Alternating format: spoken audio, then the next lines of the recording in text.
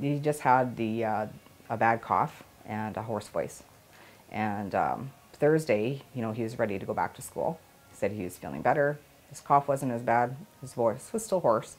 And even in the morning when he was waiting for school for the bus, he was bouncing his basketball in the house and driving me nuts, and I was scolding him for doing that. And I told him, just to take it easy at recess and at phys ed, because Kieran's the type of kid he's very athletic. He's full throttle. It's go, go, go all the time. 2 o'clock in the afternoon, I got a phone call that Kieran had collapsed and he was not responding. After a few days in the coma, they started pulling him off all the drugs and waking him up because they suspected it was just all the medications and drugs that he was on, and time for him to come out of the coma.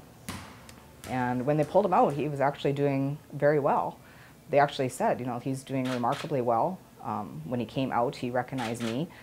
I told him that his brothers and sisters were staying at the Ronald McDonald House, and they were capitalizing on all the free cookies and everything there, and he better get out of the hospital and come join us.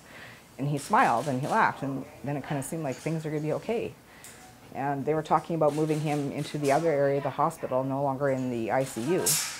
And then a few hours later, it just changed. He just did a complete 360, started having these acute bouts of regression. And they said that's common with brain injury.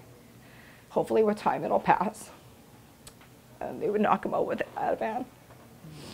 And then later he started having seizures. So I think he had about 4 seizures. I remember they woke me up in the waiting room at about 4 o'clock in the morning and said he's had his 4th seizure, and we have to do a CT scan. And I was like, well, what's going on? And they said, well, it could be something's changing. Something's evolved. They later found out his whole brain was swelling. But then in last summer, I think it was around June, that's when the therapy started getting cut back, and then they eventually stopped. So then I became his therapist until he got here. His balance is a lot better. His strength, like his core strength, they've been working a lot here with balancing, sitting balancing, core strength, getting his upper body strength, and he's just getting super strong now. His legs are really strong.